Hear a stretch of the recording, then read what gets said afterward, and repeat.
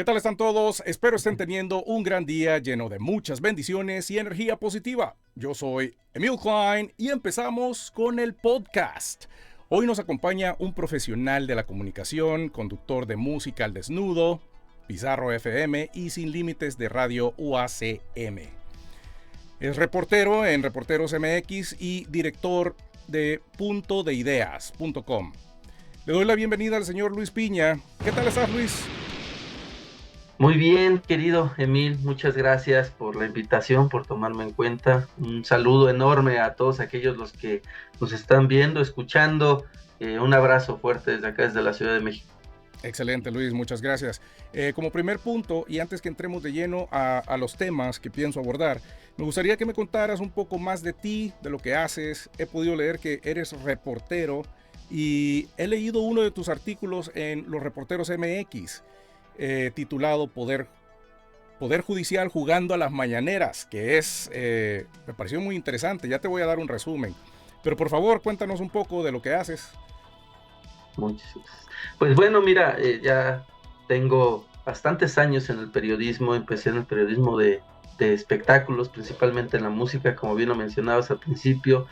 Actualmente soy reportero y columnista de Los Reporteros MX. Ese último artículo que refieres, bueno, mis artículos, para todos aquellos que quieran verlos, están en Los Reporteros MX, losreporteros.mx. Ahí me pueden leer los días lunes y miércoles, y ese último artículo es relacionado a esta disputa que se tiene aquí en México con esta reforma del Poder Judicial y este conflicto, por poderlo decir de una forma, ¿no? Y la manera en cómo lo están abordando. Como ustedes saben, seguramente alrededor del mundo en algún momento vieron una mañanera del presidente Andrés Manuel López Obrador. Sí, sí. Y justamente se dieron cuenta, cualquier persona se puede dar cuenta, esté a favor, en contra o no le interese, que es un ejercicio de comunicación muy interesante que ha logrado posicionar, o que ayudó mucho a que su gobierno pudiera salir adelante, ¿no?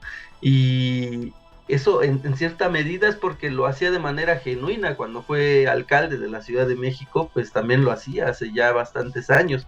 Pero bueno, ahí en Los Reporteros MX podrán ver bastante del trabajo que he realizado, algunas situaciones internacionales, como lo que ocurrió en Venezuela después de la elección, eh, pues complicada, podemos decirlo de una forma, para no entrar en conflictos o en debates, así como estas guerras entre Estados Unidos contra Israel, bueno, Estados Unidos, Ucrania, Israel, Rusia, Palestina, una serie bastante compleja. Y de ahí, pues bueno, es de que me di la oportunidad, con base a todo lo que he visto, estudiado, analizado, de contestar un tuit del diputado William Soriano, Sí, por el cual también pues es que estamos aquí, ¿no?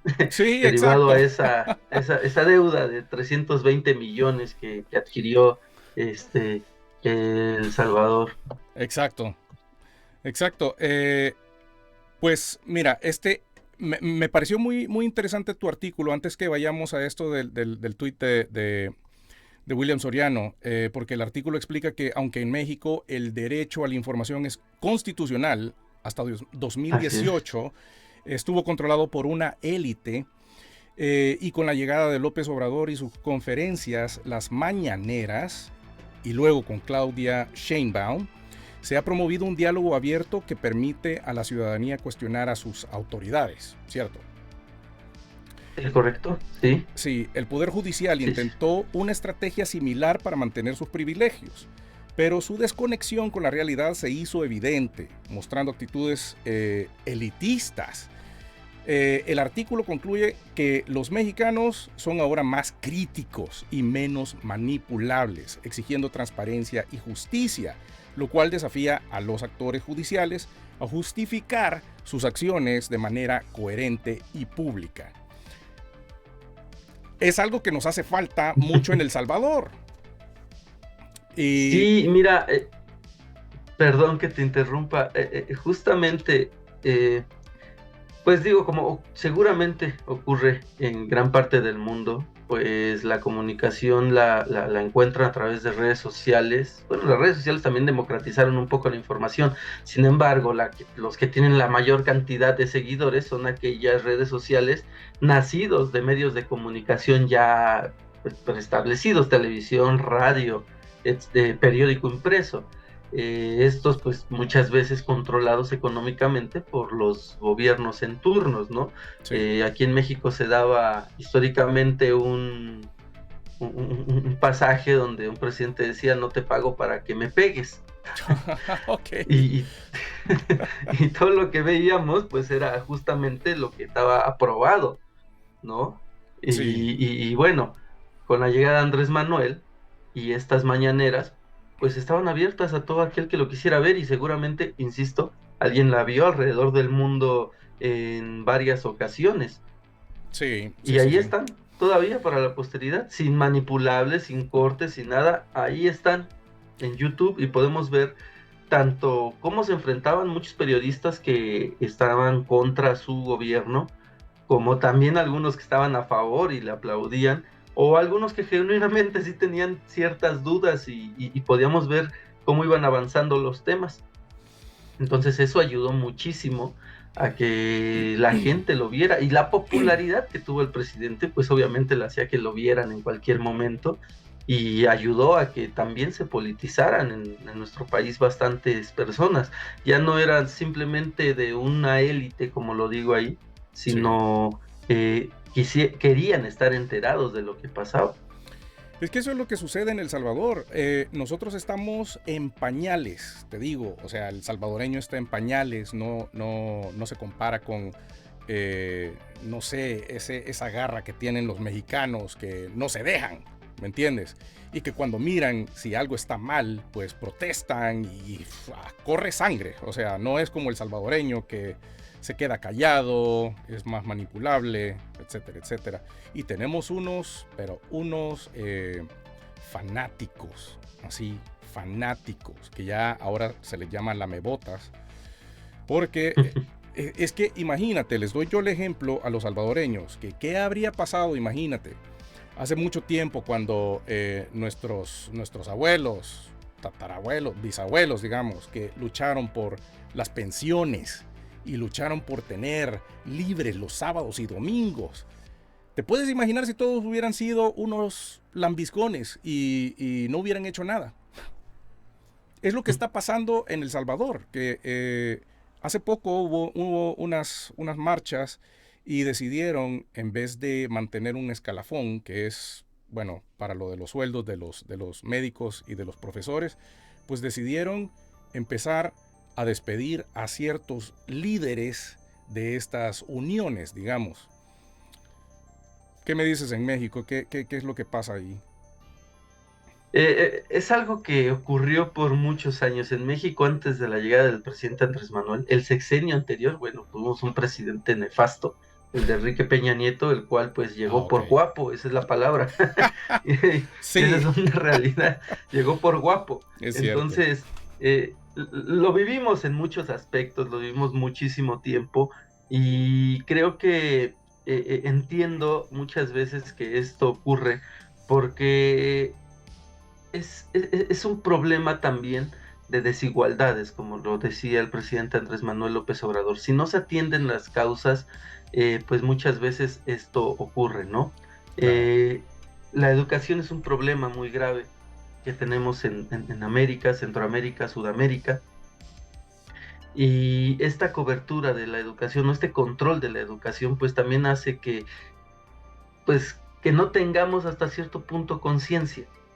Así es que, por ejemplo, aquí cuando ocurrió la matanza del 68, pues muchos años después fue que se enteraron las personas de lo que ocurrió, ¿no? Porque en televisión simplemente salió: este día fue soleado. Ok. No se mencionó absolutamente nada de lo que había ocurrido. ¿Y qué fue lo que pasó Ah, en el en 68? 1968, los estudiantes de universidades públicas, de la UNAM, del Politécnico, se levantaron Ah, ok. a protestar en contra del gobierno, En aquel entonces estaban organizando las Olimpiadas, a unos meses de que se sucedieran las Olimpiadas. En un mitin en la plaza de Tlatelolco, los militares acribillaron a los estudiantes, Oh, wow. los mataron. Sí. Y no hubo absolutamente ninguna mención. Fue completamente armado porque, planeado por el Estado mexicano, porque se fue la luz en ese lugar, ocurrió en la noche, va dando la noche, y una matanza enorme, y dejó bastantes desaparecidos también. Entonces, desaparecidos que actualmente no han sido encontrados, ¿no? De hecho, también gracias a este ejercicio de las mañaneras, a que se abrieran también varios pues expedientes de los gobiernos anteriores, vimos el, pues el horror de la guerra sucia en contra de pues digamos personas contrarias a los regímenes del PRI, Sí. en donde los secuestraban, los mataban, y el ejército los arrojaba al mar a través de sus helicópteros para Dios. desaparecerlos. Entonces hemos vivido cosas bastante horribles, horribles. Y esto pues empezó a cambiar, insisto, cuando se empezó a democratizar la información. Entonces, hay un punto muy importante. Creo que las redes sociales pueden ayudar muchísimo Sí. a que los salvadoreños, los centroamericanos, los sudamericanos podamos empezar a ver lo que ocurre, ¿no? Pero también con la cantidad de fake news que existe, ya a Sí. veces no sabemos distinguir entre qué es cierto y qué es mentira. Exacto. Por Sí. eso también en las mañaneras existía esta sección los miércoles de fake Ya news. vamos, no trajimos Ah, ok. la lupa. Pásame. Muy bien. Y mira, y con respecto al periodismo, ¿han sido perseguidos en México en algún momento? Sí, sí, en México hay una situación compleja, ¿no? De Sí. seguridad. Ok. Y a veces el periodismo pues está también golpeado por ese tema. Evidentemente, cuando no se tiene un control sobre ese ámbito, si uno saca algún artículo, digámoslo de esa forma, alguna investigación en contra del narcotráfico, de cierta persona ligada al narcotráfico, pues es evidente que requieres una protección. Sí. Y esa protección, bueno, el Estado mexicano ahora te la brinda. Eh, te, te, te, si tú tienes alguna amenaza derivado de este trabajo, pues puedes acceder al servicio de protección para periodistas y estar pues vigilado por esa forma por el ejército para que no tengas algún problema mayor. Pero bueno, también sabemos que el ejército ha estado ligado con el narcotráfico. Sí. Hasta antes del sexenio del presidente Andrés Manuel, también hubieron muchísimas personas en la cárcel. Esta guerra empezó en 2006 con el gobierno del presidente Felipe Calderón, quien incluso metió a la cárcel a varios periodistas que hablaban del tema. José Lemos, uno de ellos, fue detenido por hablar de estos nexos del crimen organizado. Y ahí hizo aparte un libro maravilloso que se llama Los Malditos, en donde él escuchando porque estuvo recluido en una cárcel de máxima seguridad al lado de los capos del crimen. Wow. Y ahí escuchó bastantes cosas y los relató lo que escuchaba de ellos en este libro, ¿no? Tuvo la vivencia de cuando llegó el Chapo Guzmán a la cárcel y vio cómo lo trataba pues el gobierno, ¿no? Cómo tenía sus grandes fiestas, y gracias a eso fue que pudimos verlo. ¿Tú, Ese también ha sido un gran problema, pero insisto, también pues hay una oportunidad en las redes sociales para poder levantar la voz. ¿Tú cómo ves eso de, no sé, de este estudio que un periodista se pueda mezclar con criminales o con narcotraficantes o con pandillas y que ellos puedan sacar información? ¿Cómo lo ves tú? O sea, ¿es parte del trabajo o es un tipo de traición hacia el pueblo o cómo lo ves tú? Pues mira, yo creo que para poder darle información uno tiene que estar siempre en los lugares, ¿no? Y hablo del narcotráfico. Ok. El narcotráfico aquí en México se ha institucionalizado, esa es la palabra. Sí. Entonces muchas veces tienen hasta sus RPs, tienen a sus personajes de relaciones públicas, y uno los contacta y te llevan y te mueven y te manejan. Esa es una realidad. Wow. Entonces, se ha institucionalizado demasiado el narcotráfico en México, aunque se estaba combatiendo, digo, tuvimos, insisto, y regreso a porque este fue el punto medular de este problema, ¿no? En 2006, Sí. pues bueno, el que fue el secretario de seguridad de aquel gobierno, pues ya fue condenado en Estados Unidos por narcotráfico.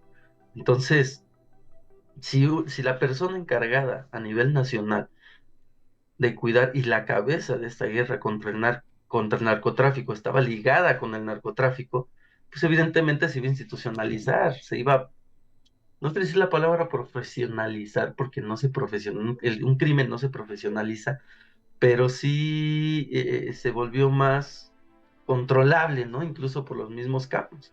Ah, ok. Ok, sí, porque de regreso con este tweet que lograste responder, pues por eso es que quería hacer similitudes y diferencias entre México y El Salvador, porque el diputado estaba diciendo que se había pedido un préstamo para construir un tren, creo que es del tren del Pacífico, o el aeropuerto del Pacífico también. Y Así es. pues tú dijiste que en México se habían construido eh, un aeródromo. Un aeropuerto. Ujú. Se Un construyó el aeropuerto. Aeropuerto Internacional Felipe Ángeles. Ok, y sin duda. Perdón, sin deuda. Sin una Sin deuda. deuda. Ok, muy bien.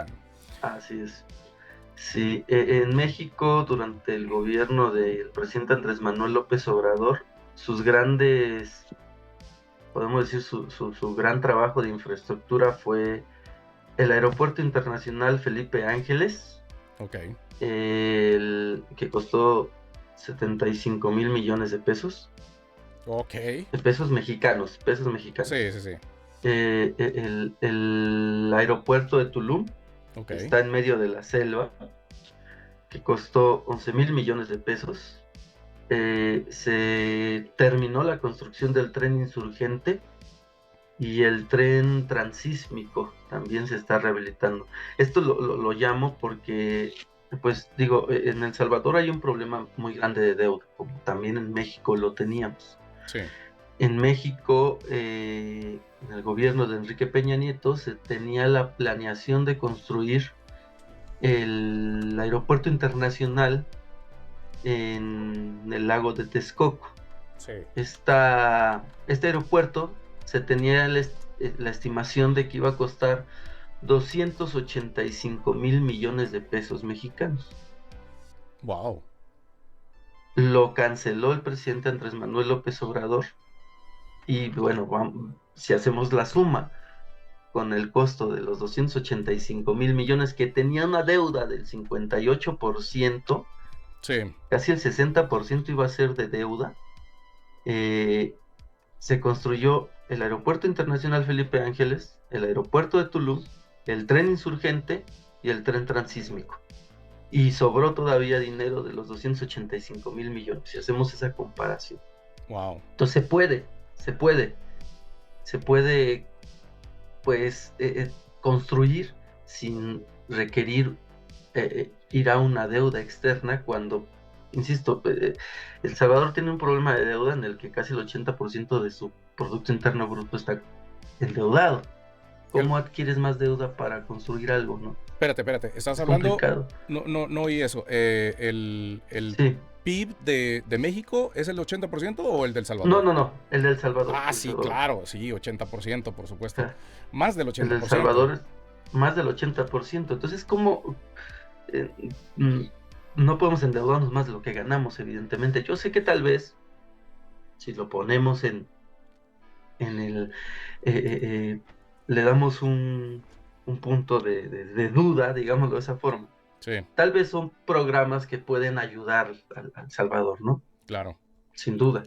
Sin duda, creo que un aeropuerto ayuda mucho para que haya mayor turismo, ¿no? Sí, Pero tampoco podemos hacerlo o sea, no podemos construirlo faraónicamente si no tenemos dinero.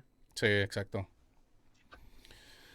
Que ese es el punto del asunto, ¿no? De la deuda. Construirlo de manera faraónica. Sí, sí.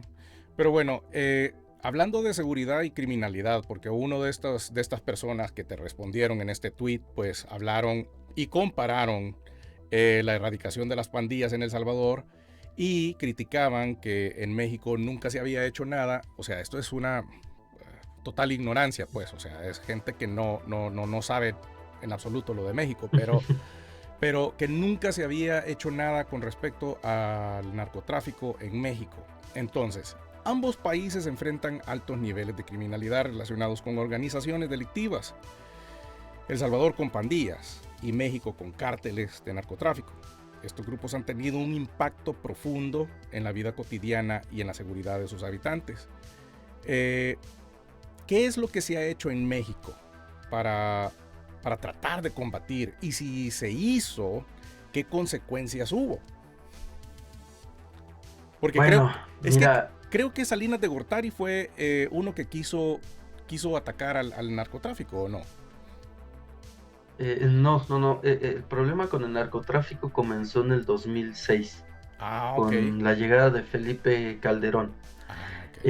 Y qué bueno que me lo preguntas, porque justamente fue la gran mayoría de los que me contestaron, me aludían a ese tema, ¿no? Ah, ok.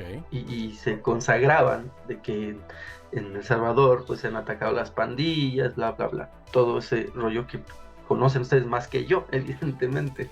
Sí. Pero hay una cosa muy curiosa. No podemos comparar el narcotráfico con las pandillas. Claro, o sea, Es imposible. sí, La naturalidad incluso es distinta, su composición es completamente distinta, y ese es lo que obviamente hace que poder atacarlos sea de manera muy distinta y los resultados sean completamente variados, ¿no? sí, Como te decía hace un rato, el narcotráfico se ha institucionalizado en México desde Felipe Calderón. Ahí hay que decirlo, Felipe Calderón llegó a la presidencia a través de un fraude electoral contra Andrés Manuel López Obrador. ok. Hubo una diferencia de 0.5%, es decir, cerca de 1 millón de votos de diferencia, una cantidad risoria. Y su primera acción cuando llegó fue sacar al ejército a las calles para combatir al narcotráfico, supuestamente, ¿no? Lo digo supuestamente porque tenía él que legitimarse en el poder. Sí. Y en ese ámbito empezó esta guerra contra el narcotráfico, la cual pues ha dejado miles de muertes y de persecuciones. Sí. ¿Qué fue lo que ocurrió en el gobierno de Andrés Manuel López Obrador 2 sexenios después?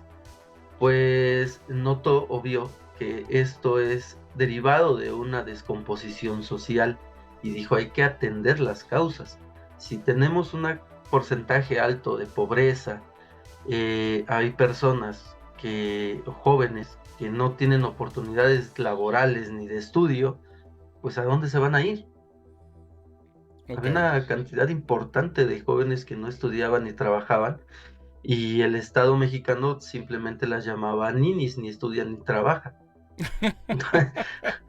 Entonces, Okay. eso era algo muy complejo, ¿no? Sí. Entonces empieza a atender las causas. Sí. Dice él, bueno, no podemos estar de esa forma. Y en México por primera vez se redujo la pobreza en nuestro país gracias a que el gobierno empezó a atenderlo, ¿no? Se construyeron universidades, se dieron becas para el estudio. Si estabas en esta circunstancia que no tenías algún estudio, no trabajabas, no estudiabas, eras joven, el Estado mexicano te daba una beca para, como pago, podemos decirlo de esa forma, para que aprendieras un oficio. Okay. El llamado Jóvenes Construyendo el Futuro, que de hecho también me parece, tengo entendido, Jóvenes Construyendo el Futuro y Sembrando Vidas existe también en El Salvador. Sí. Se supone. Se supone, pero no hemos visto nada de eso, la verdad. Fíjate, porque se supone que México da ese recurso para que El Salvador exista, Wow. con la finalidad de atender las causas del Salvador y reducir la migración hacia Estados Unidos o el traspaso a México, Sí. ¿no? Se hicieron de manera universal las becas, no las becas, la pensión a adultos mayores y a personas discapacitadas, así como a mujeres violentadas. Cada 2 meses reciben una cantidad, además de sus pensiones que puedan tener a través de su, de su trabajo, ¿no?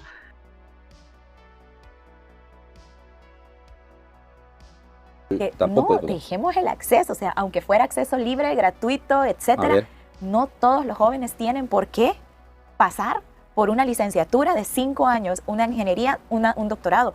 Hay muchos, señores, se nos están acabando los carpinteros, los fontaneros, los electricistas, el señor que hace la tabla roca, el que pone techos, el que pone pisos, etcétera. Y son necesarios. O sea, somos un país ahorita que tiene un boom en construcción, que hay una burbuja, que yo no sé de dónde sacan todos estos trabajadores, porque yo no sé si a vos te pasa en tu casa, pero conseguir a un señor que llegue a hacer algún oficio cuesta. Y entonces, además... Entonces, el costo de sus programas sociales en general es de 203 mil millones de pesos. Todavía menor que lo que iba a hacer el aeropuerto, si te das cuenta. Sí. Y atendió a todos. A todos, hizo una universalidad. Cuando el presidente Andrés Manuel López Obrador fue alcalde de la Ciudad de México, en el año 2000, Sí. empezó a hacerlo aquí en la Ciudad de México. De hecho, yo puedo decirlo que soy naciente de sus proyectos. Como fue alcalde, construyó la Universidad Autónoma de la Ciudad de México, en la cual no se paga ni un solo peso por estudiarlo, ¿no? Y pues yo soy egresado de la Universidad Autónoma de la Ciudad de México. Muy bien. Entonces, ha privilegiado ese ámbito, ¿no? De atender las causas. Claro, también la inteligencia ya en el ámbito de seguridad, sí se han atacado, pero se ha privilegiado la inteligencia por encima de la confrontación, como sí tengo entendido en El Salvador ha ocurrido. Se ha hecho el ámbito de la confrontación para espantar a las pandillas, podemos decir de esa forma, ¿no? Sí. Mucho, de hecho, han criticado a nivel internacional los opositores a este régimen de Andrés Manuel, que hace 10 años hubo un culiacanazo cuando se detuvo al hijo del Chapo Guzmán. Culiacanazo, ¿qué es eso? O sea, viene de Culiacán, pero... Se detuvo al hijo del Chapo Guzmán. Y en esta detención, el crimen, el cártel de Sinaloa,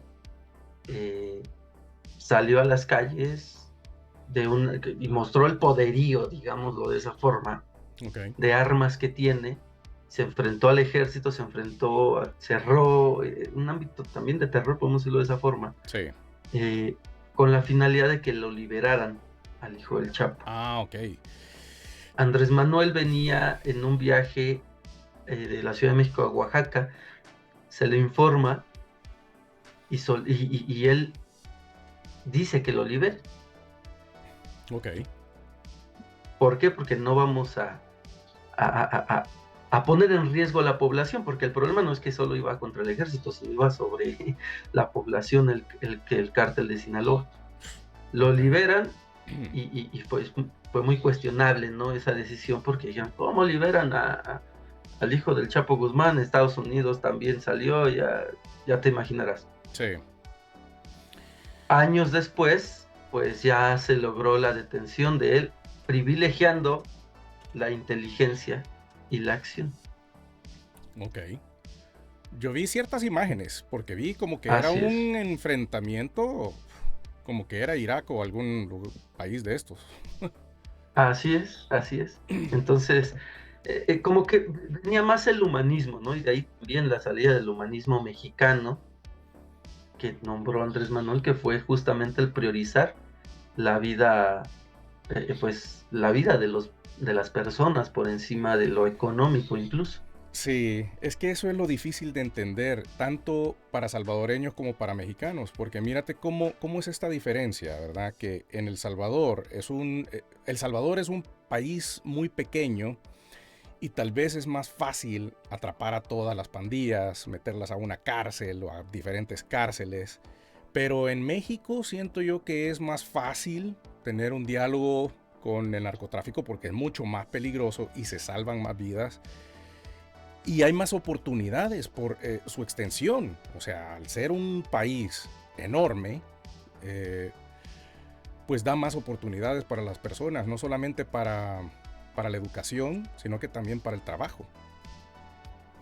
Ahí. Y mira, sí, y mira, y hay otra cosa, ¿no?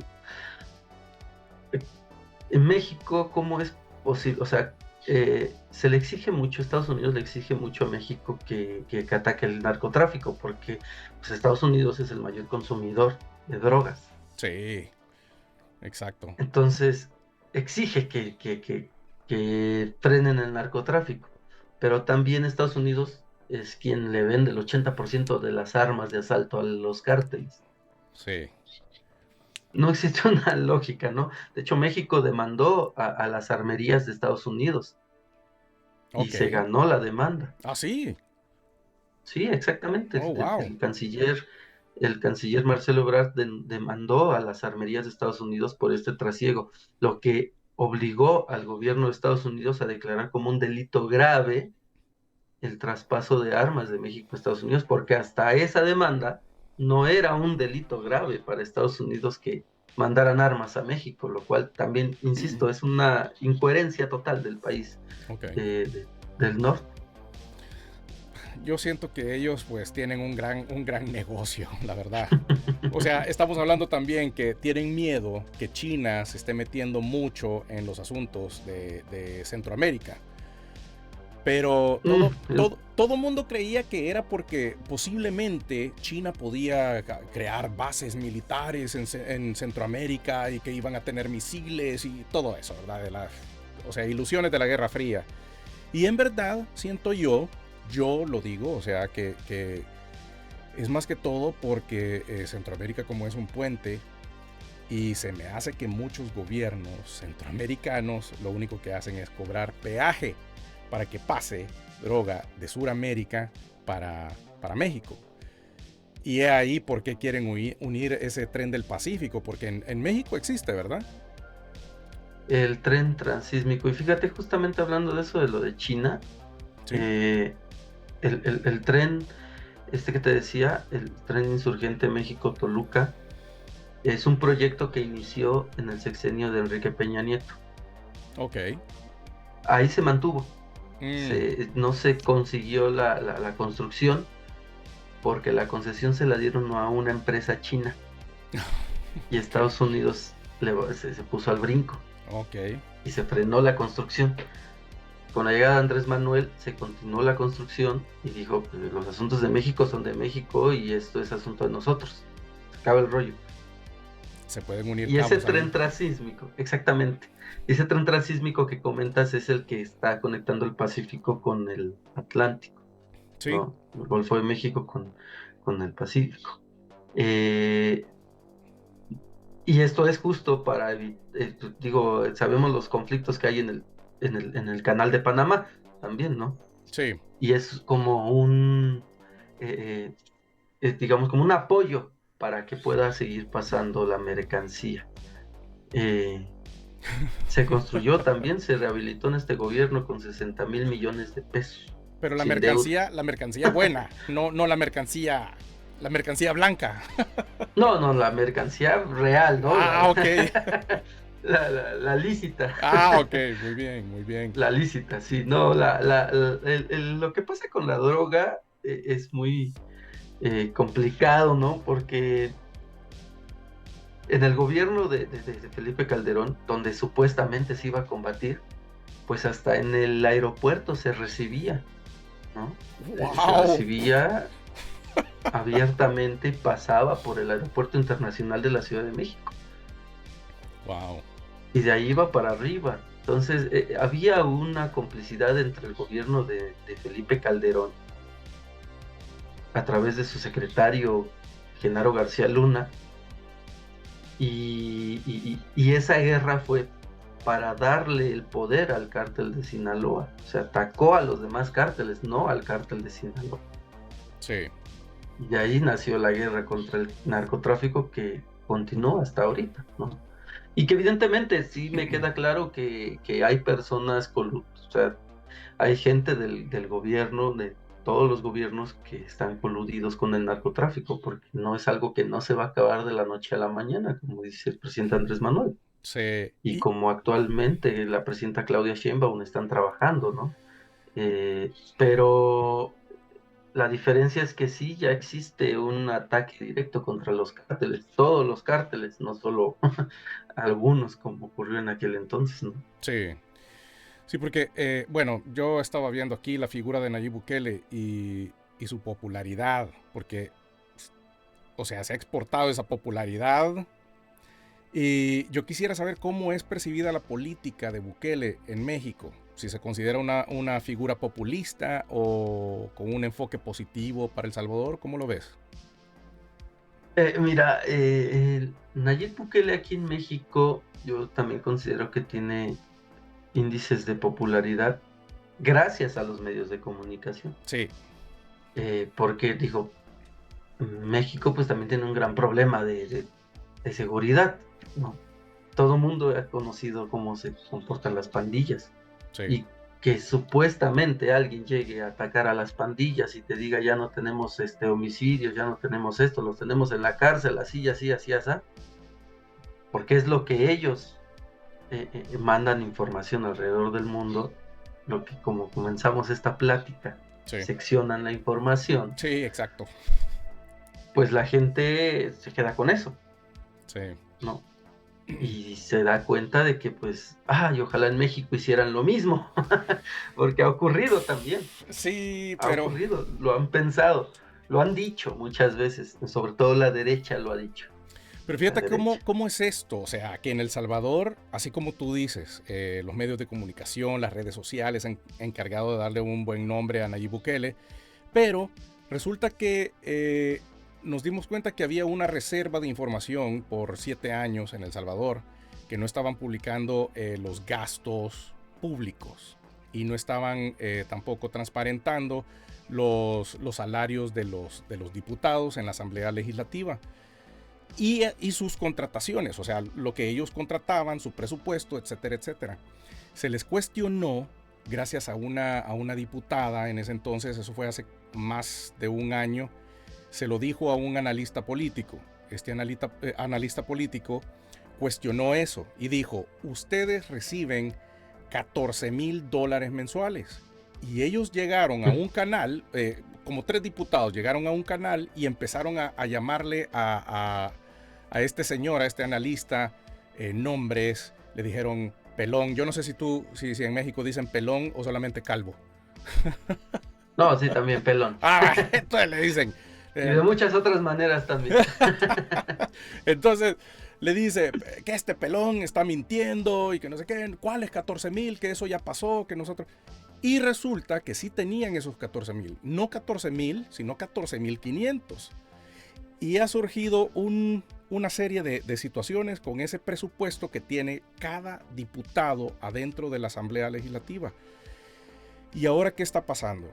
Vienen unos activistas, unos hackers, se meten a todos los ¿cómo se llaman? Las computadoras del Estado. Los hackers, ¿no? Sí, los hackers, y empiezan a sacar información, sacan planillas, salen hermanos de algunos diputados, salen las amantes, etcétera, etcétera. Entonces, te puedes imaginar lo que está sucediendo en El Salvador. O sea, teníamos una buena imagen de Nayib Bukele, que todo estaba bien. Él mismo dijo en una conferencia que él sabía hasta cuando un baño estaba sucio en la Asamblea Legislativa. ¿Y cómo es que no sabían ellos? O sea, ¿cómo es que no sabe él de todo lo que está sucediendo? Un asesor de seguridad fue asesinado en El Salvador. O sea, lo apresaron y en menos de 6 meses este tipo se consumió y lo mataron. y tiene, o sea, hay señales de tortura, porque él señaló todo lo que estaba sucediendo adentro de la Asamblea Legislativa. Incluso narcotráfico, pero eso lo han ignorado totalmente. O sea, si tú te das cuenta, tú como reportero puedes ver que se ha dado, que se han dado noticias de narcotráfico, de narcogobiernos en Honduras, en Guatemala, en Nicaragua, hay narcotráfico en Costa Rica, pero en El Salvador, qué raro. ¿Tú has oído algo del narcotráfico en El Salvador? No, de hecho es lo que te voy a repetir, ¿no? Lo único que se escucha es esta mega cárcel de Bukele y este ataque en contra de las pandillas. Más allá de eso no se encuentra información, porque de hecho te voy a confesar, en algún momento sí traté de involucrarme más en la política de El Salvador, traté de ver qué pasa, cuáles son los problemas, ¿no? Sí. Pero pues casi no hay información. El principal problema y el auge es las pandillas, punto final, ¿no? Sí, y también que hace poco salió información, gracias a estos activistas también, y ese asesor de seguridad que te digo que terminaron asesinando, pues dijeron que un diputado, esto queda como rumor, aquí no se está asegurando nada, pero dicen que un diputado estuvo vinculado con el cártel del Golfo. Ok. Sí. Fíjate, hay algo muy, muy, muy curioso. Uh-huh. Yo siempre he dicho que siempre hay alguien detrás de algo. Sí. No, siempre hay alguien detrás de algo. Bajo mi punto de vista, la política de Nayib Bukele, bueno, Nayib Bukele está en su segundo periodo de presidencia, si no me equivoco. Sí. Una presidencia que consiguió gracias a a reformar la Constitución por sí. la aplastante mayoría que tiene la Asamblea Legislativa. Sí. Ahí nadie dijo nada, principalmente hablo de México, ¿no? Principalmente los medios de derecha no mencionaron absolutamente nada de eso, o sea, simplemente, sí, pues es que el gran trabajo contra las pandillas ayudó a que esta popularidad pudieran reformar la Constitución y se quedara otra vez como presidente. Bravo por Salvador, ¿no? Sí. Y en México, actualmente existe una mayoría, les platico rápidamente, para que puedan haber cambios a la Constitución en México se requiere de la votación de las 2/3 partes de la Cámara de Diputados, de la Cámara de Senadores, sí, y las 2/3 partes de los congresos locales de los 32 estados. Es decir, es algo amplio para que pueda existir un cambio a la Constitución. Hay mucho filtro. En las elecciones, muchísimo filtro. Exactamente. Sí, es casi como en España, sí. Ajá, exactamente. En las elecciones este año, pues tuvo una arrasante mayoría el partido o la coalición que apoyaba al presidente Andrés Manuel y por ende a la presidenta Claudia. Sí. Entonces lograron tener las 2/3 partes de todo.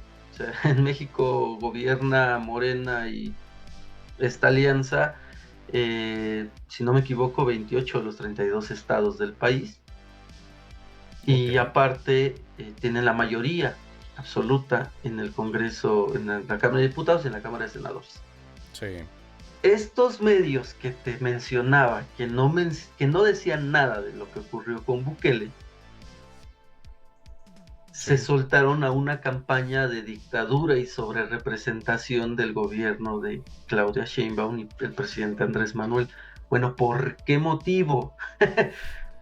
Aquí sí lo dicen de esa forma, pero allá no. Principalmente uno, TV Azteca. De Ricardo Salinas Pliego. Gran amigo de Bukele. Es correcto, y ahí iba, ¿no? Sí. Porque se atentan contra sus negocios.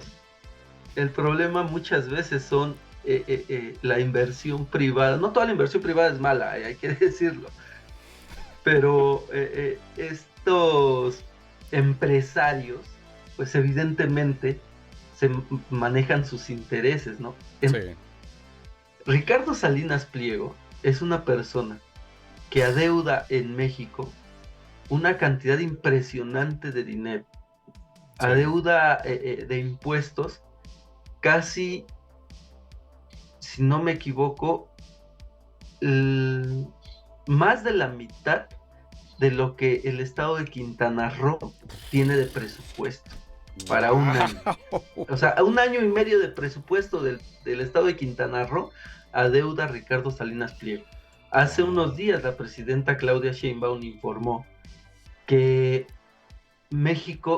el estado mexicano había sido demandado por algunas empresas de Estados Unidos porque la Suprema Corte de Justicia, porque el señor debe en Estados Unidos también dinero, y la Suprema Corte de Justicia en México, todos los fallos que le meten de demandas a Ricardo Salinas Pliego salen a favor de Ricardo Salinas Pliego. Y entonces dijeron, aquí hay algo extraño, y demandaron al Estado mexicano por culpa del Poder Judicial y de la Suprema Corte. Sí. Y ellos son los que han estado llevando este ámbito de la reforma del poder, o sea, la manipulación de la reforma del Poder Judicial, ¿no? Para que se queden los jueces, magistrados y ministros que existen actualmente. Y es lo mismo que pasa en El Salvador. Él controla gran parte de allá económicamente, ¿no? Y él se ha hecho millonario con dinero público. Sí. Para obtener su televisora, aquí en México le dieron. En el gobierno de Salinas. Es algo que le han, o sea, ese consejo creo que se lo ha dado Bukele, porque Bukele de la nada ha salido con bastantes tierras, cafetales, y está vendiendo un café especial. Yo no sé si tú has visto eso. Sí, sí, sí, sí. Y insisto, ellos se hacen de dinero con el dinero público. O sea, para ellos, pues. Aquí en México tenía, que se lo quitaron ya, un club de golf de Ricardo Salinas Pliego en Huatulco, en Oaxaca. Ok. Bueno, era concesionado por el Estado mexicano para él. O sea, no lo compró, no era de él, se lo concesionaron. Ahora ya veo de dónde saca toda la asesoría Bukele. Es correcto, es correcto, es correcto. Y qué bueno que lo abordaste, porque justo lo tenía en mente. O sea, decía, ¿cómo lo vamos a sacar? Sí, sí, está bien. Te voy a enseñar un video que me pareció interesante de Claudia Sheinbaum. Vamos a ver si recuerdo dónde está. Creo que es aquí. Sí. Vamos a ver, este de aquí. Pues tiene que ser llevado a un tribunal y tiene que ser detenido. O sea, en eso estamos de acuerdo. El asunto es cómo lo haces, si lo haces con regímenes de excepción o lo haces a través de un sistema de justicia que funcione. Muy bien. ¿Por qué crees que Claudia Sheinbaum no apoya un régimen de excepción? ¿Qué implicaciones tendría en México algo similar al régimen salvadoreño? Pues esto ocurre porque volvemos a lo mismo. Un estado de excepción, evidentemente, le quita varios derechos a la ciudadanía. Exacto. No permite el desarrollo de la ciudadanía y se maneja a través del ejército y de la fuerza. Entonces, eso nos dejó muchísimas muertes, insisto, en el sexenio de Felipe Calderón. No fue llamado un estado de excepción, pero vivíamos un estado de excepción. Habían estados, principalmente en el norte, donde a las 6 de la tarde ya tenían que estar en su casa encerrados, porque si salían Un toque de queda. después, exactamente, no oficial. Sí, sí, sí. ¿No? Pero tenías Porque que, si no te mataban. Claro, claro, o te mataba el narco, te mataba el ejército. Sí. Entonces, eso es lo que pasa en un estado de excepción. No hay derechos, simplemente tú dices quién es culpable y quién no es culpable. Y dónde queda la justicia, ¿no? No existe un ámbito para poder defenderte. Muchas veces, y eso sí ha salido, esta guerra contra las pandillas también ha metido a la cárcel a muchas personas que no tienen nada que ver con las pandillas, pero que han sido críticos al gobierno de Bukele. Sí. Entonces, ¿cómo puedes levantar la voz? ¿Cómo puedes tú decir algo si sabes que te van a matar, te van a meter a la cárcel, te van a tener como pandillero sin comida y sin nada, ¿no? Sí. Para los pandilleros, digo, no lo sé, al final de cuentas todos somos seres humanos, ¿no? Sí. Pero también entiendo las cosas graves que han hecho. Sí, porque en El Salvador era increíble. O sea, tú puedes hablar del narcotráfico, es algo que nosotros como salvadoreños ignoramos hasta cierto punto. O sea, sí sabemos que son criminales y todo eso, pero no sabemos hasta qué punto pueden llegar. Las pandillas aterrorizaron. Eso que se veían cuerpos desmembrados, se veían en maletas, gente sin cabeza, mataban a campesinos de la nada, a machetazos. Entonces era algo que ya estábamos hartos.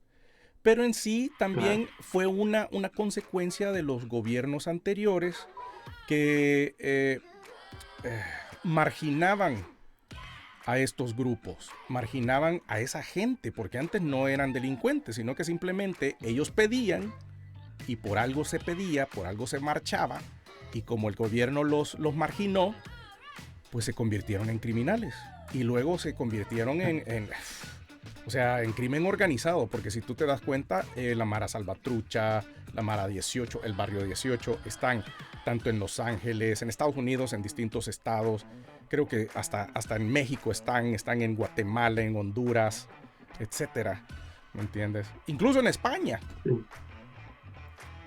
Sí. De hecho, justamente, y como comentábamos, ¿no? Mira, Latinoamérica, yo siempre lo he visto de esa forma.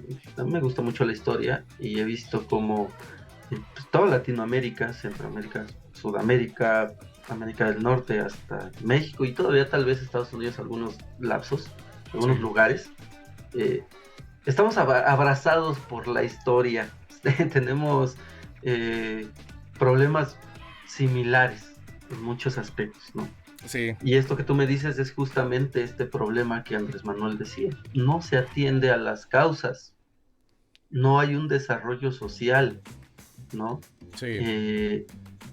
Regresando a lo de los ninis que te decía, si una persona, no quiero criminalizar la pobreza, porque si fuese eso, pues Ricardo Salinas Pliego no sería como es, ¿verdad?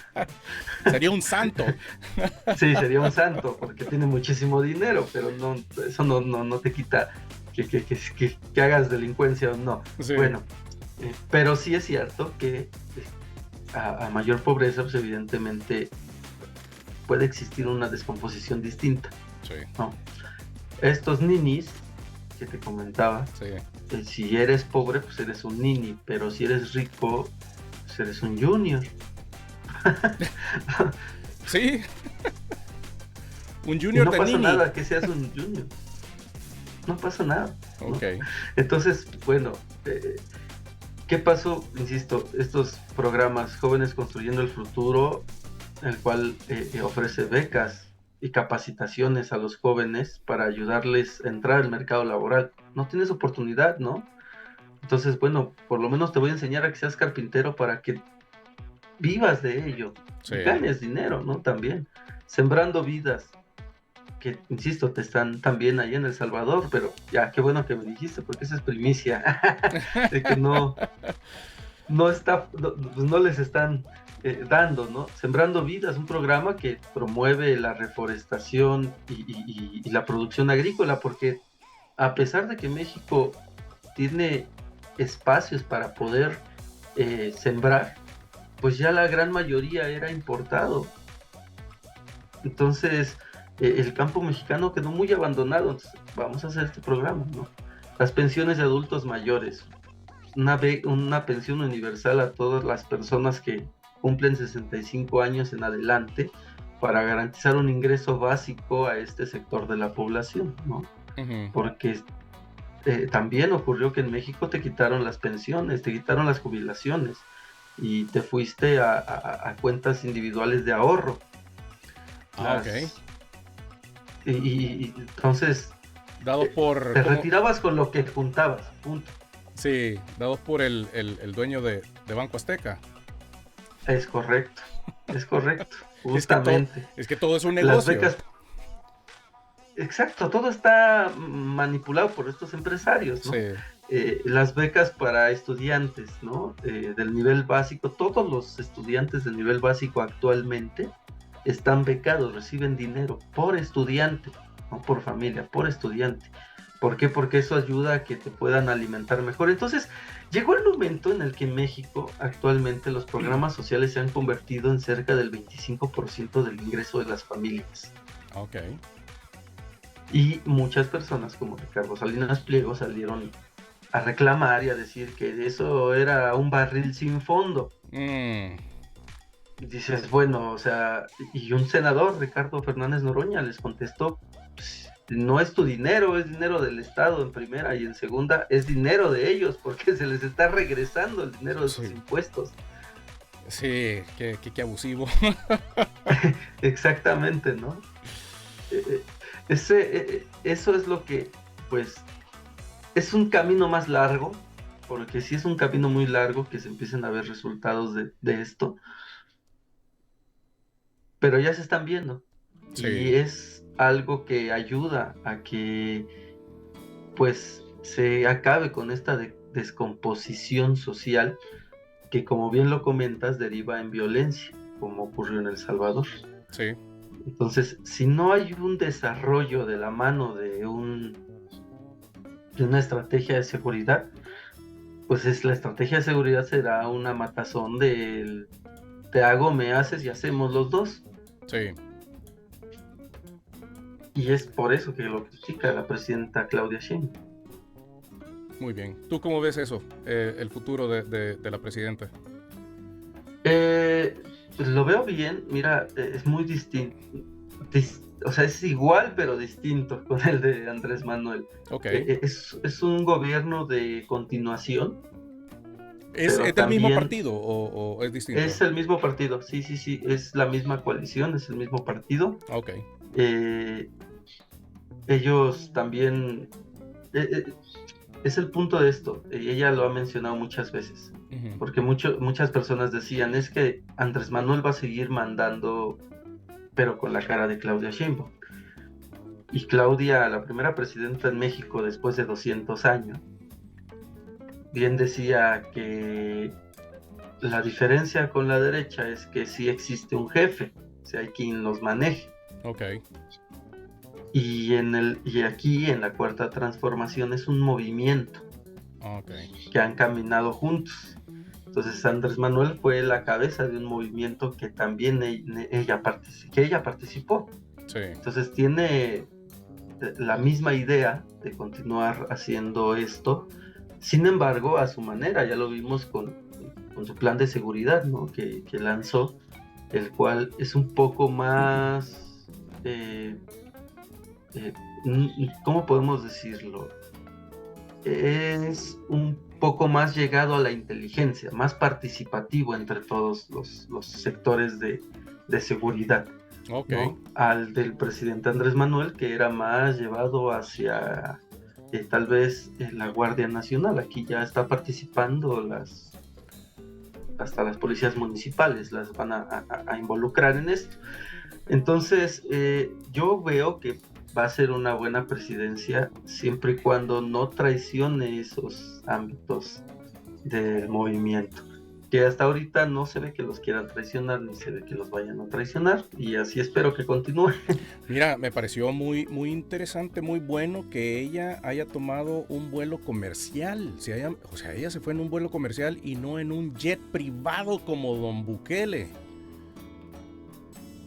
Eso lo hacía también el presidente Andrés Manuel. De hecho, a la salida del presidente Felipe Calderón, cuando iba a salir él y llegaba Enrique Peña Nieto, de regalo, porque fue de regalo, les dejó un avión presidencial maravilloso, en verdad Oyeras, dice uno, ¿qué? ¿Cómo? O sea, excesivamente lujoso. Ok. El avión presidencial de Enrique Peña Nieto. Sí. Cuando llegó Andrés Manuel, ese avión lo vendió y viajó en puros viajes comerciales. Y el principal que Claudia Sheinbaum también maneja es que ellos han dicho, no puede existir un gobierno rico con pueblo pobre. Sí. Imagínate con eso que Bukele. Yo quisiera saber si tus presidentes han tenido helicópteros de 5 millones de dólares. Fíjate, el costo del avión presidencial, te voy a decir cuánto costó ese avión presidencial. Era un Boeing 787 que costó aproximadamente 218 millones de dólares. Ok. Eso costaba el avión presidencial Sí. de Felipe Calderón y Enrique Peña Nieto, que vendió el presidente Andrés Manuel. ¿Cómo le hicieron para venderlo? Porque no se vendía, nadie te lo compraba, porque además ya estaba muy ya choteado. estaba no choteado, sino además estaba pues modificado para la presidencia. O sea, Sí, había tenía que cosas. Me imagino que un Sí, poco sí. más extravagantes, ¿verdad? Pues extravagantes Y muy o sea, pesado está también. modificado. Sí. Entonces, alguien que lo quisiera obtener y modificar, pues tenía que meterle mucho dinero. Lo rifó Andrés Manuel López Obrador con la Lotería Nacional, lo rifaron. Entonces, ves todos los mexicanos comprando su cachito de lotería para... De esa forma se financió el pago del mentado avión Sí. y poderlo mantener, y posteriormente ese dinero pues se le regresó a los mexicanos en otros ámbitos de programas sociales. Muy inteligente. Entonces, pues más allá de los 5 millones de dólares que dices del helicóptero, tenemos un avión de 218 millones de dólares, ¿no? Que no se usaba, además. Y estamos hablando de uno de los presidentes más corruptos, ¿verdad? Enrique Peña Nieto, sí, la deuda externa con Enrique Peña Nieto ascendió a más de la mitad. Estaba en 20, lo digo aquí en mis anotaciones que tengo, Okay. justamente. Fíjate, con Enrique Peña Nieto inició su administración con una deuda del 36.4 y cerró con una deuda del 44.7 y con escándalos de corrupción masivas como la estafa maestra, en la cual a través de financiamientos a universidades públicas y privadas se desviaron cerca de 7,000 millones de pesos. Wow. Entonces, pues una cosa, pues de los gobiernos más corruptos, como bien lo dices, ¿no? Y más dañinos para la economía del país. El dólar, por ejemplo, en su sexenio, cuando él lo tomó, el dólar estaba en 14 pesos y cerró en 20 pesos. Wow. Mexicanos por dólar. Y ahora el peso está muy bien, ¿verdad? Exactamente. Lo recibió Andrés Manuel con 20 pesos y durante su sexenio llegó a bajar hasta 16. Wow. Y a su salida, bueno, se mantuvo en 19. O sea, hubo un retroceso, a pesar de que año tras año aumentaba, ¿no? Sí. Eso es siempre decía la derecha o los contrarios a las políticas de Andrés Manuel que que México se iba a convertir en Venezuela. Wow. Con ese endeudamiento, con esto, porque pues en Venezuela también hay conflictos, ¿no? En ese ámbito. Pero pues yo sigo viviendo en la Ciudad de México, no veo que esto se convierta en Caracas. Sí, no, y México es muy distinto. Bueno, y sí, claro. Mira, y con respecto a este video, no sé si tú lo viste, de un tipo que un mexicano fue, que le llamó pendejo a Bukele. Sí. ¿Lo viste? Sí, lo vi. De hecho, también hubo un video en el que, no recuerdo si es el mismo, si no me corriges, cuando también atentaba o le decía de cosas al presidente Andrés Manuel Nayib Bukele, ¿no?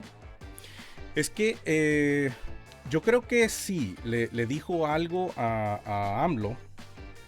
Supuestamente había criticado un poco eso de que no se había hecho nada con lo del narcotráfico y estaba diciendo y criticando mucho porque todos los salvadoreños habíamos criticado eso del abrazos y no balazos. Es que para nosotros nos parece sorprendente, o sea, impactante decir eso, pero estamos hablando igualmente, ¿verdad? De las pandillas, una diferencia entre las pandillas y el narcotráfico. Es que el salvadoreño no se imagina el problema que significa el narcotráfico en México. Sí, y es que fíjate, te voy a decir una cosa, el presidente Andrés Manuel es muy inteligente, es un gran estadista. El problema es que los medios de comunicación muchas veces descontextualizaban sus dichos, sacaban de contexto sus dichos, ¿no? Y ese yo considero que, a pesar de toda su inteligencia, el presidente Andrés Manuel le faltó un poco más en ese ámbito de hablar como político y dejar de ser muy... muy bueno, pues más, muy suave. Exacto, muy suave. Ese ámbito del abrazos no balazos, como lo mencionas, tenía el trasfondo de la guerra contra el crimen, contra el narco del 2006, que aumentó la violencia. Y los abrazos, pues hablaba de que había que abrazar a la ciudadanía atendiendo las causas. Sí, al tejido social, ¿verdad? Y al tejido social. A eso se refería, ¿no? Pero evidentemente, pues ese es un caldo de cultivo para poderlo criticar, porque ¿cómo dices que abrazos a los criminales y balazos? No, ¿en dónde? ¿En qué cabe, no? También durante la pandemia, él sacó una frase. Una tarjetita de un santo que decía esto me protege, ¿no? Pero no era, ¿qué era? ¿Un escapulario o algo así era? Un escapulario, es correcto. Y esto me protege, y esto, sí, pero hablaba de las críticas, ¿no? Que lo protegía contra las críticas. Pero lo sacaban de contexto, y decían, es que dijo que la pandemia se curaba con... No, jamás en la vida dijo Andrés Manuel López Obrador, pero es parte de la guerra mediática, y por eso es que sacó esta sección y que continúa la presidenta Claudia de las mentiras y de las fake news. Todos los miércoles, cualquiera quiera ver las mañaneras los miércoles, va a ver esta sección de las fake news y ellos pues, van a contestar esas fake news, ¿no? Claudia Entonces, Sheinbaum por eso es que el pueblo... ¿Ha continuado las mañaneras? Claudia Sheinbaum ha continuado las mañaneras. Se dio cuenta que es un gran... Pues marca la agenda política, ¿no? También. Qué bien. Todos estamos sujetos a esto. Y fue un poco de lo que quería hacer el Poder Judicial, retomando al inicio de esta entrevista. Sí. Porque con este cambio al Poder Judicial, pues los jueces están enojados, ¿no? Porque pues evidentemente van a perder muchísimos de sus privilegios. Sí. Pero no están acostumbrados al escrutinio público. Mira, en el Poder Judicial, el 46% de quienes trabajan ahí son familiares entre sí. O sea, hay un nepotismo grandísimo. Y en esta primera mañanera, por ejemplo, se le preguntó a uno de los jueces magistrados que estaban ahí, bueno, ¿y qué puede decir sobre el nepotismo y de que haya el 46% de los familiares pues están trabajando en el Poder Judicial? Y de manera cínica contestó, ¿a poco en sus trabajos no hay familiares? ¿Cómo? O sea, ¿qué? Dando excusa, ¿verdad? Pero no están acostumbrados, no saben lo que es eso. Pero es que fíjate que hay algo así, porque en El Salvador tenemos la ley de ética gubernamental, que es prácticamente inexistente. O sea, ahí la ética no existe y los políticos están haciendo de todo. Están contratando a sus familiares, a sus amigos, etcétera, etcétera. No les importa. No. Y es algo que legalmente en México, por ejemplo, nadie puede ganar en el sector público, nadie puede ganar por encima de lo que gana el presidente de la República. Ok. Porque antes de esa reforma, habían hasta gobernadores que ganaban más que el presidente de la República. ¿Cuánto gana el Presidentes presidente? municipales. Actualmente,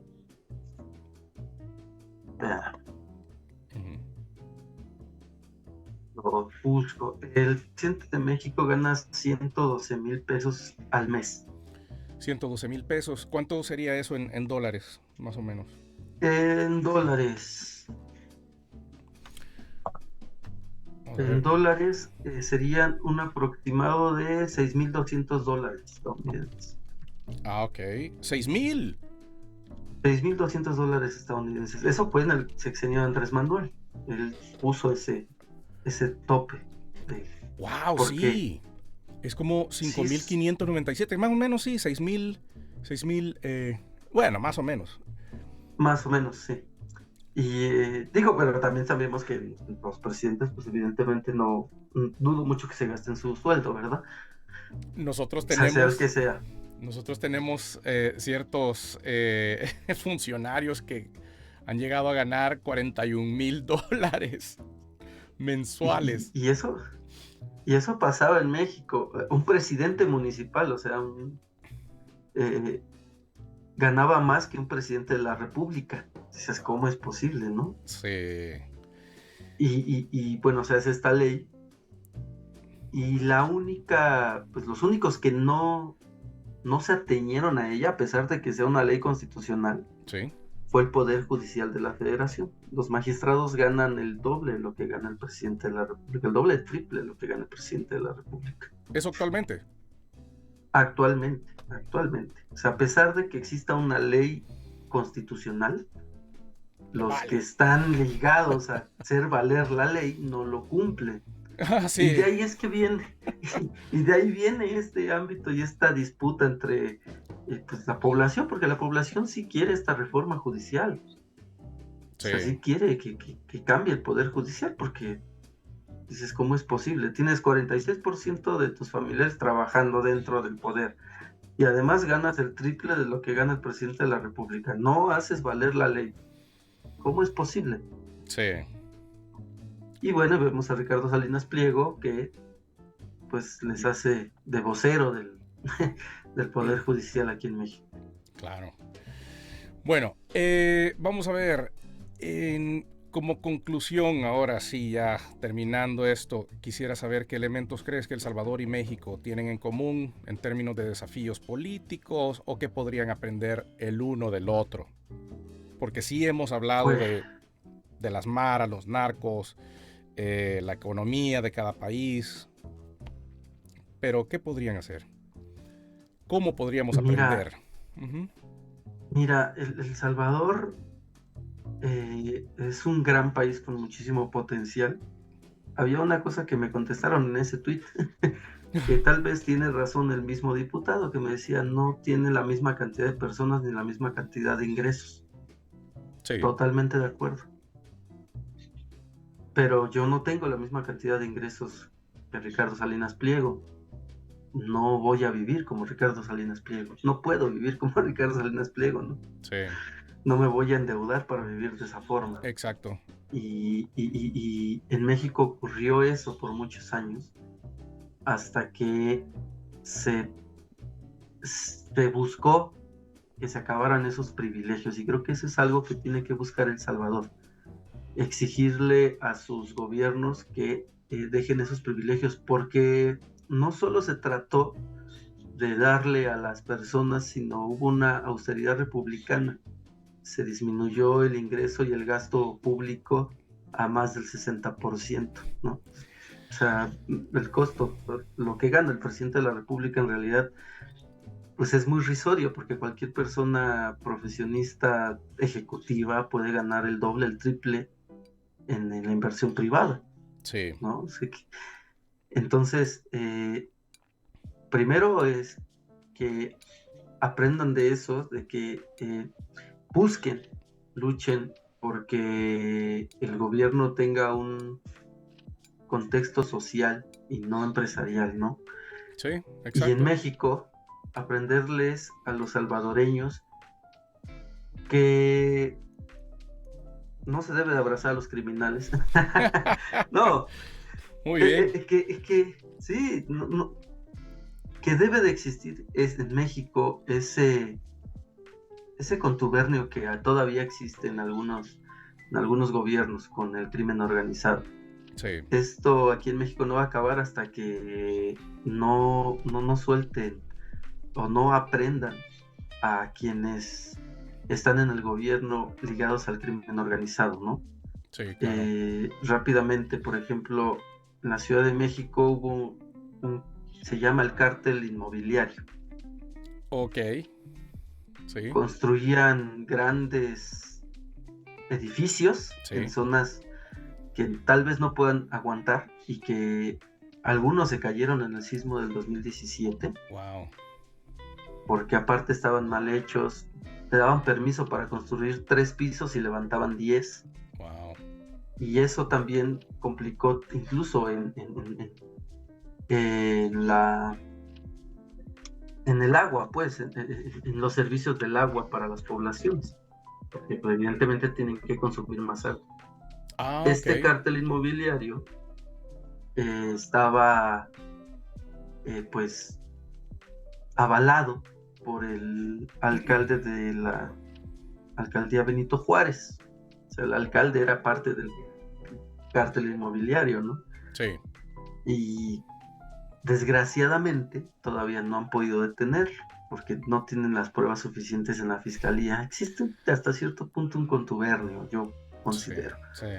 Entonces, hasta que no pase eso, en el país no va a cambiar.